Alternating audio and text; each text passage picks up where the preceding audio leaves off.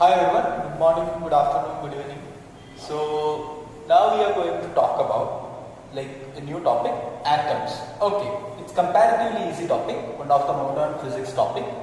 And we have studied atoms in chemistry as well as physics and structure of atom, right? Yes. So in structure of atom we have learned something that is in chemistry, and those things we need here as well. Okay, because some of the topics or some of the things are theoretical. So as I told you in the last class, I mean yesterday, that is in the case of dual nature of matter and radiation, like saying some topics are like theory topics. You have to learn it by reading the book or just referring the material. Okay, fine, alright. So we'll talk in atoms, especially in Bohr models of atom.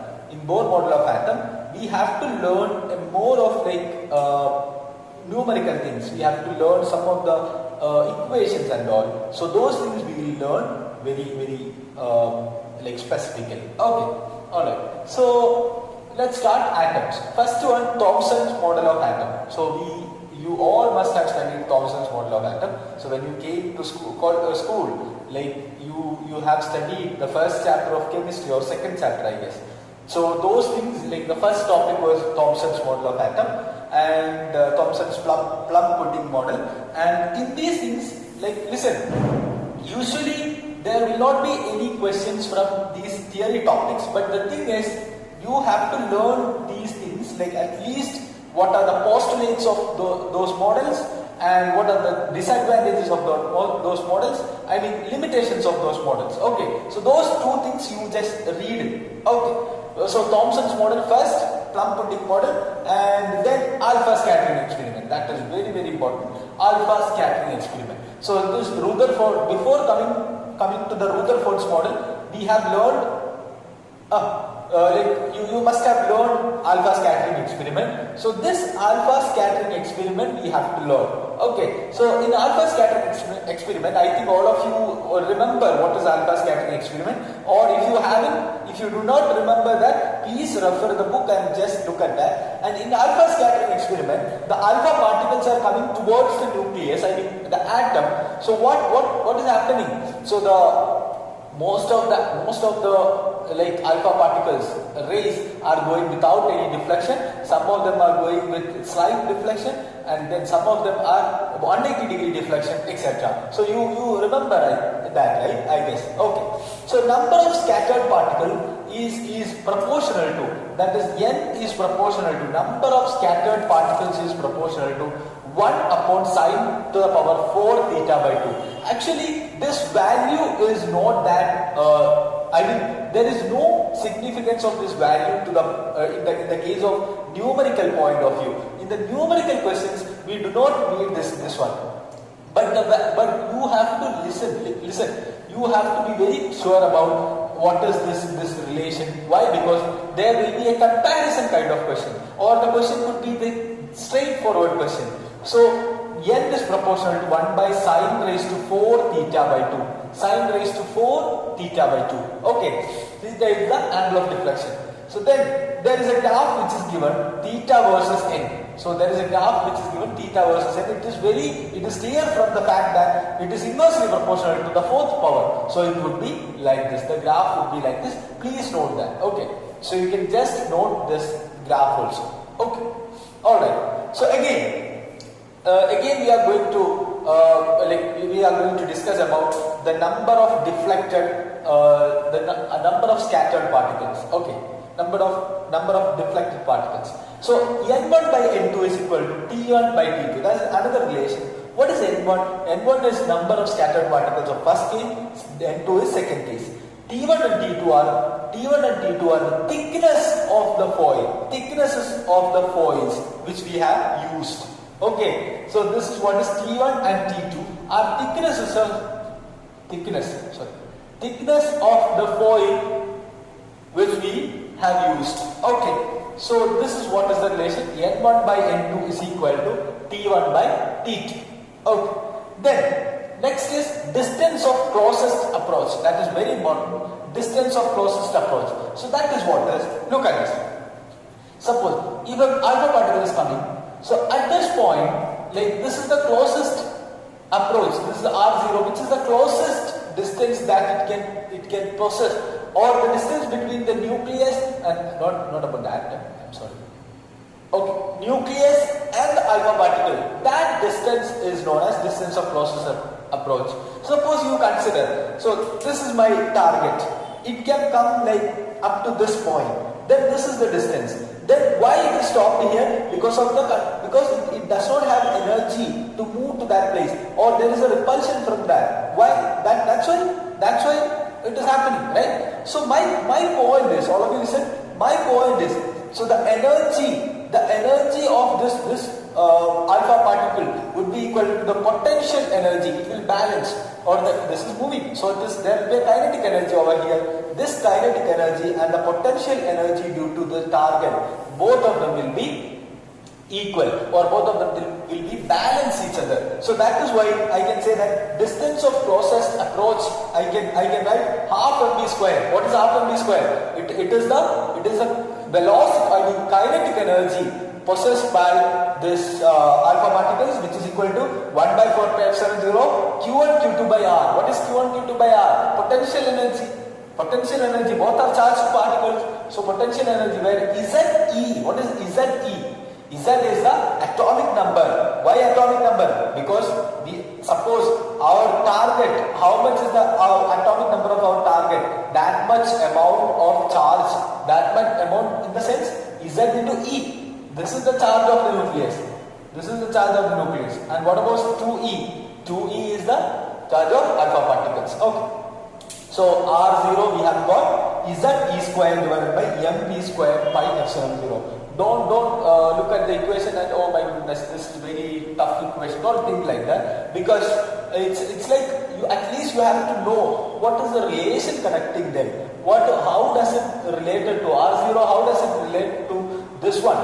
Okay, how it is related to v velocity? Like that only you should definitely have an idea about that, and better you understand this equation if you can remember this equation, if you can by heart this equation, that would be great. Okay, alright. So next is another concept, impact parameter. Impact parameter is a concept that it's very simple. All of you listen. Suppose an alpha particle is coming like this. Okay, so it has a deflection and it will move like this. Then the distance between, or the perpendicular distance between the nucleus, center of the nucleus, and this straight line, that is known as impact parameter. So look at this. Without deflection, if there was no deflection, then it would have been gone like this. Okay, it would have gone like this. But the problem is, like, there is a deflection. So we want to find out how much is that parameter, which is the perpendicular distance between the straight path of the alpha particles trajectory and this one, and the nucleus. Okay, so this is what is B, impact parameter. Alright, so what is impact parameter equation? B is equal to Z E square cot theta by 2 divided by 4 pi epsilon 0 into half mv square. But this equation also, you are not supposed to mug up this equation. You don't have to. What we need is B is proportional to cot theta by 2. This relation we need. Okay, I have seen in couple of previous year papers about this. So B is proportional to cot theta by 2. Or there will be, I have seen one question which is a straightforward theory question about this.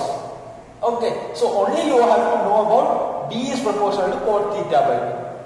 Alright? Okay, fine. So next is Rutherford's atomic model. So read it. Rutherford's atomic model. What are the postulates of Rutherford? What are the limitations of Rutherford's model, etc. Okay, read it. Then we'll discuss about that more. Okay, alright. So next is Bohr's atomic model. Okay, so you just read Rutherford's model. Pause the video and read it. Alright.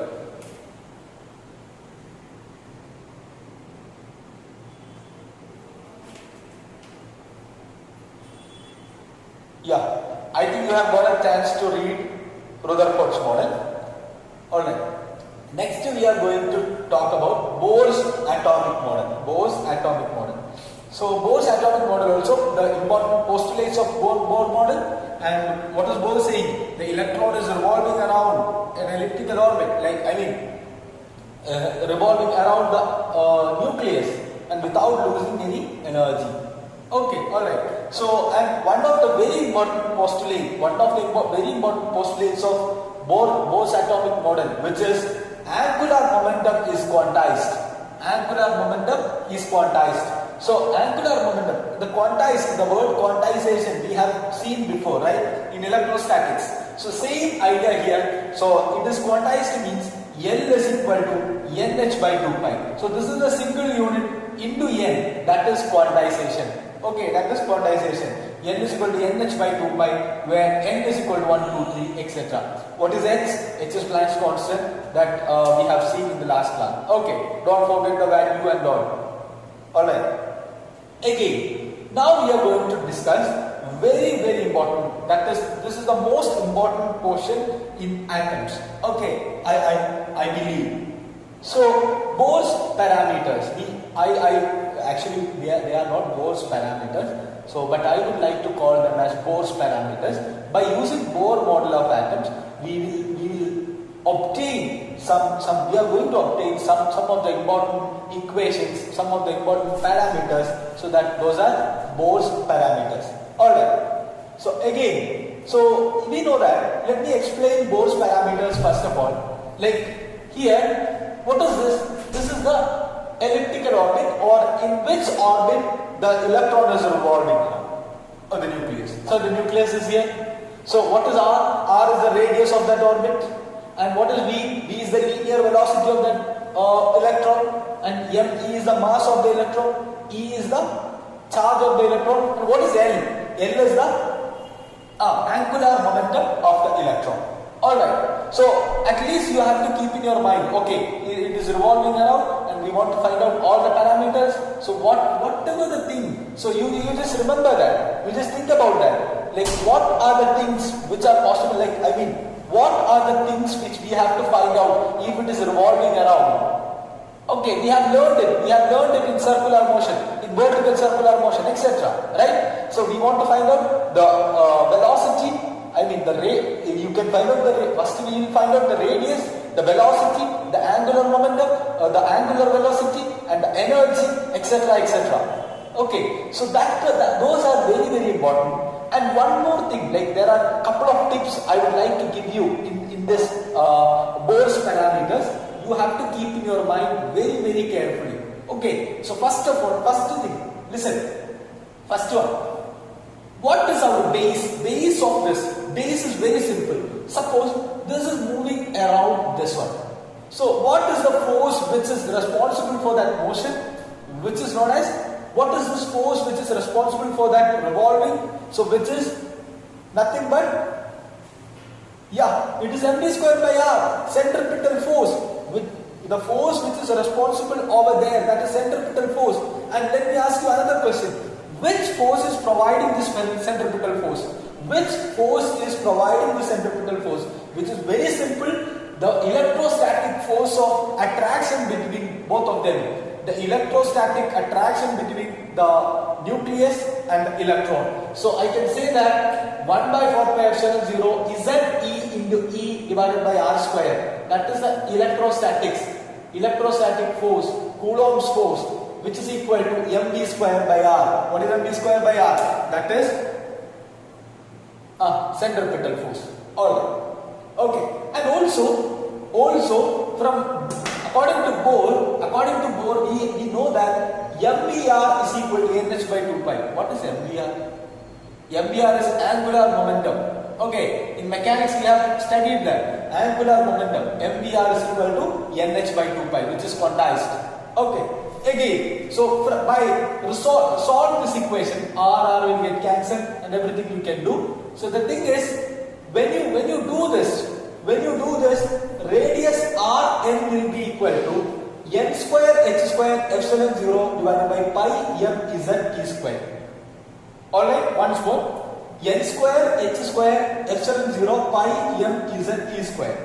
So it seems very difficult to remember. There are some squares and it seems like all the terms are similar, and when you learn the equation of velocity, when you learn the equation of angular momentum, when you learn the equation of energy, all the things will be almost same. So don't get confused. We do not need that equation actually. Okay, why?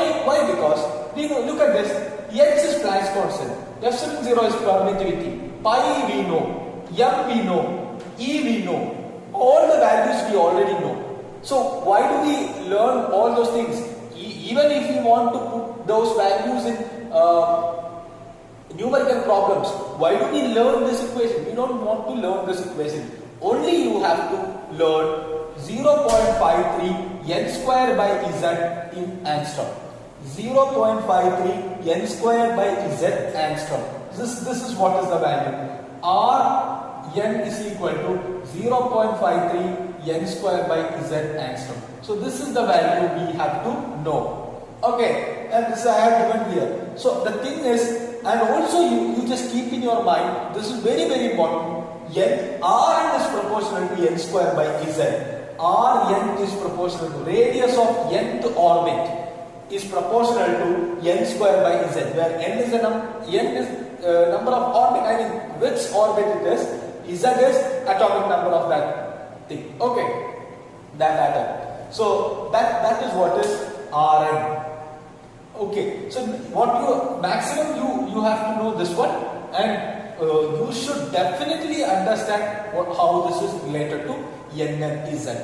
Okay, it will vary with respect to the parameter. So if for radius it would be like this, for velocity it would be different, for other parameter it would be different. Listen, so next is speed of electron. I think you have got this. Okay, speed of electron. So what we need, this one and this one. Maximum, I mean minimum this one, maximum this one and this one. Alright. Speed of electron. Next is speed of electron. Where would we get the speed of electron? Look at this. Here V is there. No? Here V is there. So we can put the value over here. So it is very easy. Vn is equal to Z e square divided by 2 epsilon 0 n into h.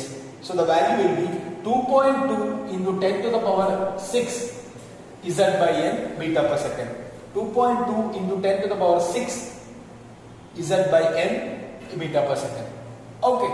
That is the only value you have to keep in your mind. Second one, Vn is proportional to Z by n. Vn is proportional to Z by n. So look at this. Here Rn is proportional to n square by z. But velocity is proportional to, I mean speed is proportional to Z by n. Okay. So this is how the parameters vary with respect to n and z. Okay. So we have to solve problems by using this. Comparing problems mostly, so we'll solve that later. Okay, alright. So see you in the next video.